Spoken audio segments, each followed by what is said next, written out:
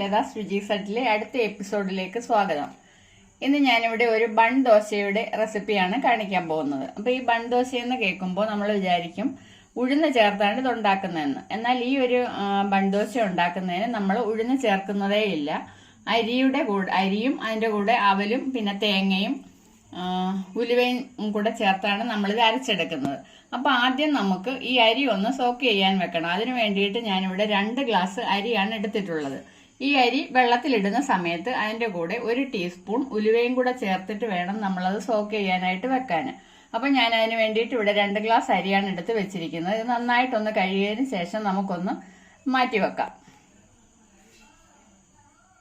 അപ്പം നമ്മുടെ അരി വെള്ളത്തിലിട്ട് വെച്ചിട്ട് ഇപ്പോൾ ഏകദേശം ഒരു 5 മണിക്കൂർ കഴിഞ്ഞിട്ടുണ്ട്. നമ്മളൊരു 5-6 മണിക്കൂർ കുതിരാൻ വെച്ചിരുന്നാൽ മതി. അപ്പം 2 ഗ്ലാസ് അരിയാണ് ഞാൻ എടുത്തിരുന്നതെന്ന് പറഞ്ഞ് 2 ഗ്ലാസ് പച്ചരി എടുക്കുമ്പോൾ അതിൻ്റെ കൂടെ 1 ഗ്ലാസ് അവലും 1 ഗ്ലാസ് തേങ്ങയുമാണ് നമ്മൾ എടുത്തിട്ടുള്ളത്. അപ്പം നമുക്കിത് മിക്സിയുടെ ജാറിനകത്തിലോട്ട് ഇട്ടിട്ട് നന്നായിട്ടൊന്ന് അരച്ചെടുക്കാം.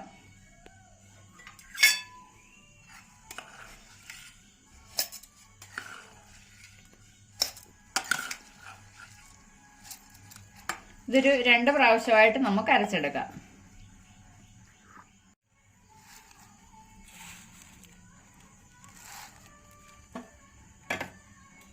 ഇതിൻ്റെ കൂടെ വെള്ളവും കൂടെ ചേർത്തിട്ട് നമുക്കിത് നന്നായിട്ടൊന്ന് അരച്ചെടുക്കാം. ഇത് അരയ്ക്കുന്ന സമയത്ത് ഒരുപാട് വെള്ളം കൂടരുത്, നല്ല ഒരു കട്ടിയായിട്ട് വേണം ഇത് അരച്ചെടുക്കാൻ.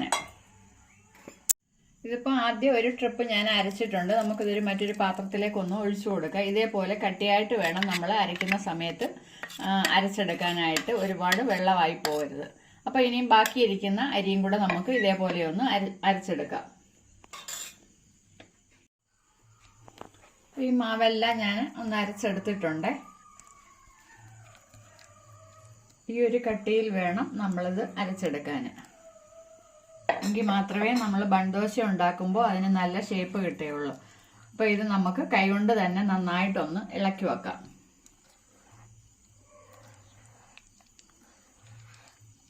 ഇത് ഞാനിപ്പോൾ രാത്രിയിലാണിത് അരച്ചു വെക്കുന്നത്.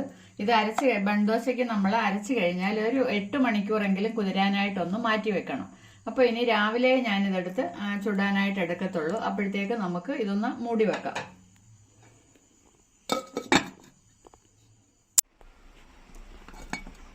അപ്പോൾ ഇന്നലെ നമ്മൾ രാത്രിയിൽ അരച്ചു വെച്ചിരുന്ന മാവാണിത്. നിങ്ങൾ കണ്ടല്ലോ, ഇതാ നന്നായിട്ട് പൊങ്ങി വന്നിട്ടുണ്ട്. നമ്മൾ ഇതിനകത്തിൽ ഉഴുന്നോ സോഡാപ്പൊടിയോ അല്ലെങ്കിൽ ഈസ്റ്റോ ഒന്നും തന്നെ ചേർത്തിട്ടുള്ളതല്ല. നന്നായിട്ട് പൊങ്ങി വന്നിട്ടുണ്ട്. ഇതിനകത്തിന് നമുക്കിനി ആവശ്യത്തിനുള്ള ഉപ്പൂടെ ചേർത്ത് കൊടുത്തിട്ട് ഒന്ന് മിക്സ് ചെയ്തെടുക്കാം.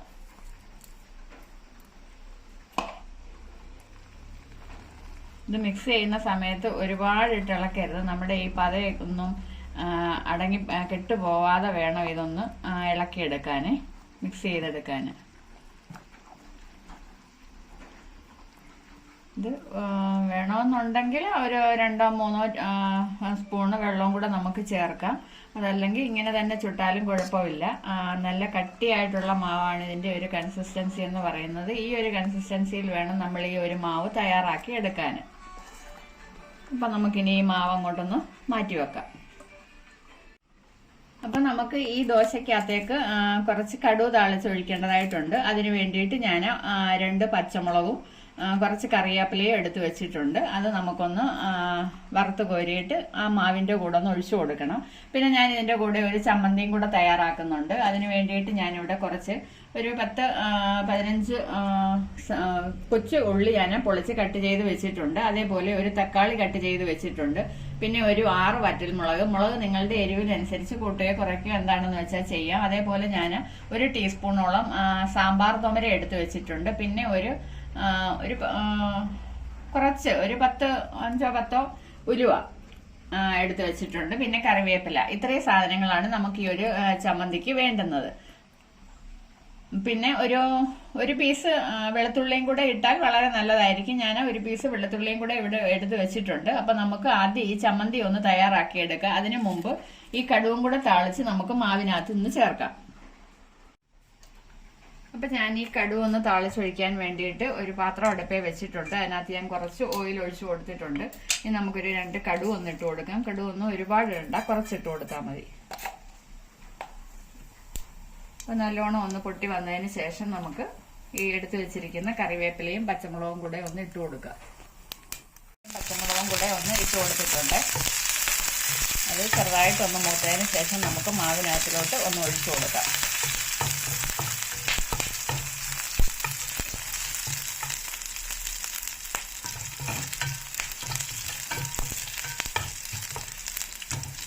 ഞാനിത് ഈ മാവിനകത്തിലോട്ട് ഒന്ന് ഒഴിച്ചു കൊടുക്കുകയാണ്.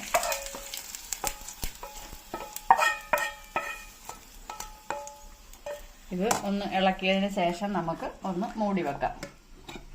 എന്നിട്ട് നമുക്കിനി ഈ ചമ്മന്തി തയ്യാറാക്കി എടുക്കാം. ഞാൻ ഈ ഒരു പാത്രം തന്നെ ചമ്മന്തി തയ്യാറാക്കുന്നതിന് വേണ്ടിയിട്ട് വെക്കുവാണ്. അപ്പോൾ അതിനകത്തിലോട്ട് നമുക്ക് കുറച്ച് ഓയിലും കൂടെ ഒന്ന് ചേർത്ത് കൊടുക്കാം.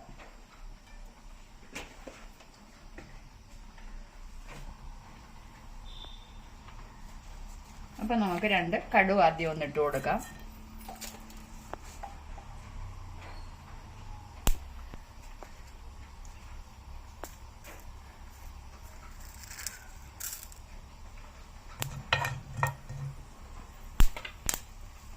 അതിനുശേഷം നമുക്ക് എടുത്തു വെച്ചിരിക്കുന്ന ഉലുവായും കൂടെ ഒന്ന് ചേർത്ത് കൊടുക്കാം.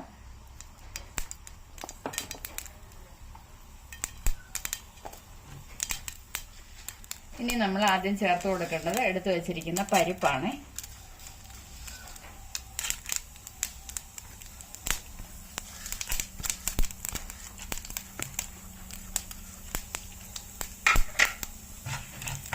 പരിപ്പ് ചെറുതായിട്ടൊന്ന് മൂത്തതിന് ശേഷം നമുക്ക് ബാക്കി സാധനങ്ങൾ ചേർത്ത് കൊടുക്കാം.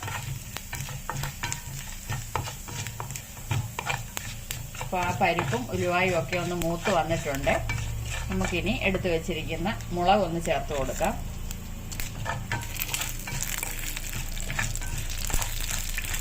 നിങ്ങൾ മുളകല്ല ചേർക്കുന്നതെങ്കിൽ ഇതെല്ലാം മൂത്തതിന് ശേഷം മുളക് പൊടി വേണമെങ്കിൽ നമുക്ക് ചേർത്ത് കൊടുക്കാം. ഇനി നമ്മൾ എടുത്തു വെച്ചിരിക്കുന്ന വെളുത്തുള്ളിയും അതിൻ്റെ കൂടെ ചെറിയ ഉള്ളിയും കൂടെ ഇട്ടിട്ട് കുറച്ച് സമയം ഒന്ന് വഴറ്റിയെടുക്കാം. ഇത് ഒരുപാട് സമയമൊന്നും വഴറ്റിയെടുക്കേണ്ട കാര്യമില്ല. ഇതൊന്ന് ചെറുതായിട്ടൊന്ന് വാടി കിട്ടിയാൽ മാത്രം മതി.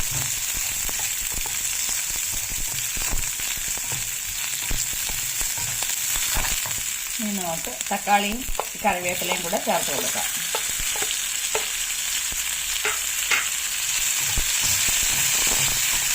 ഒരു മിനിറ്റ് സമയം നമുക്കിതൊന്ന് ഇളക്കി കൊടുക്കാം.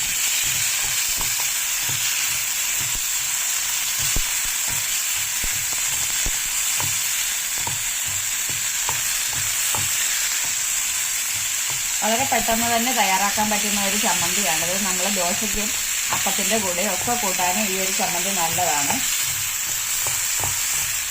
തേങ്ങ ഇല്ലാതെ തന്നെ നമുക്ക് നല്ല കുറുകിയ ചമ്മന്തി ഉണ്ടാക്കിയെടുക്കാൻ സാധിക്കും.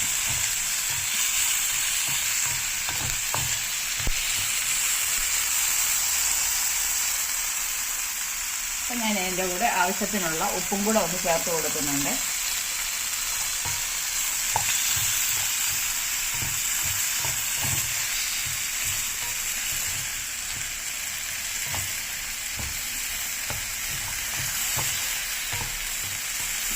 ഇതിൻ്റെ കൂടെ 2 ഉഴുന്നുപരിപ്പ് ചേർത്താലും നല്ലതാണ്. ഞാനിപ്പോൾ ഉഴുന്നുപരിപ്പ് ചേർക്കുന്നില്ല, തൊമരയാണ് ചേർത്തിരിക്കുന്നത്. ഇനി നമുക്ക് ഇത് മൂത്ത് വന്നിട്ടുണ്ട്. ഇത് തണുക്കാനായിട്ടൊന്ന് മാറ്റി വെക്കാം. ഇത് ഒന്ന് തണുക്കാനായിട്ട് മാറ്റി വെക്കാം. തണുത്തതിന് ശേഷം നമുക്ക് മിക്സിയുടെ ജാറിലിട്ടിട്ട് ഇത് നന്നായിട്ടൊന്ന് അരിച്ചെടുക്കാം. ഇനി അടുത്തത് നമുക്ക് ഇനി ദോശ ചുട്ടെടുക്കണം. അതിന് വേണ്ടിയിട്ട് ഞാനൊരു പാത്രം അടുപ്പേ വെക്കാൻ പോവുകയാണ്. അപ്പം നമ്മുടെ ഈ ചമ്മന്തിക്കുള്ള സാധനങ്ങളൊന്ന് തണുത്ത് വന്നിട്ടുണ്ട്. നമുക്കിനി ഇത് ഒരു മിക്സിയുടെ ജാറിനകത്തിലോട്ട് ഇട്ടിട്ട് ഒന്ന് അരച്ചെടുക്കാവേ.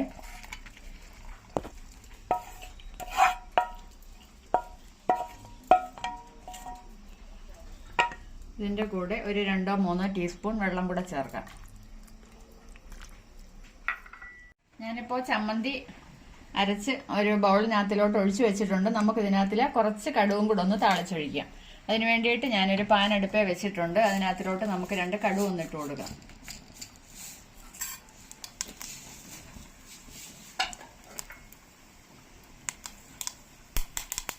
രണ്ട് കറിവേപ്പിലയും കൂടെ ഇട്ട് കൊടുക്കാം.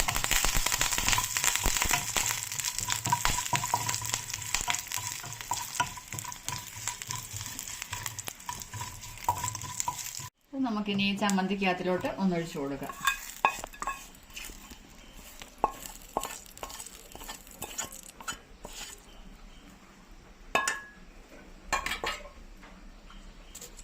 ഇനി അടുത്തത് നമുക്ക് ദോശയും കൂടെ ഒന്ന് ചുട്ടെടുക്കാം.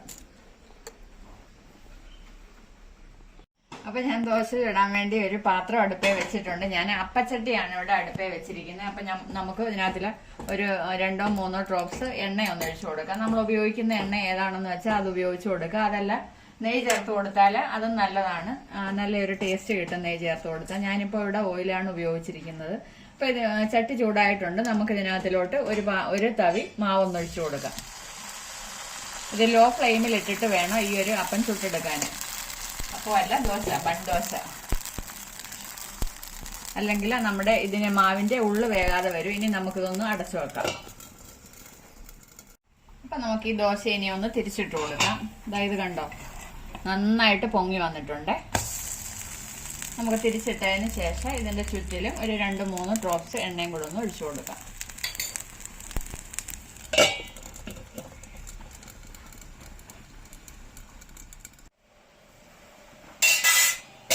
നമ്മുടെ ബൺദോശ ഇവിടെ മറുവശവും മൂത്ത് വന്നിട്ടുണ്ട്. നമുക്കിതൊന്ന് പാത്രത്തിലോട്ട് മാറ്റി വെക്കാം. എന്നിട്ട് അടുത്തതും കൂടെ ഒന്ന് ഒഴിച്ചു കൊടുക്കാം. അതിന് മുമ്പായിട്ട് ഒരു 2-3 ഡ്രോപ്സ് എണ്ണ ഒന്ന് ഒഴിച്ചു കൊടുക്കുക.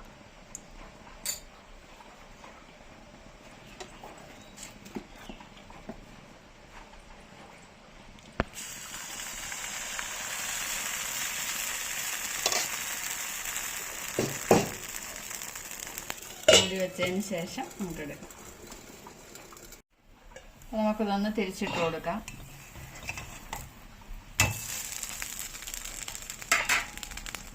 തിരിച്ചിട്ട് കഴിയുമ്പോഴും 2-3 ഡ്രോപ്സ് എണ്ണ ഒന്ന് ഒഴിച്ചു കൊടുക്കുക.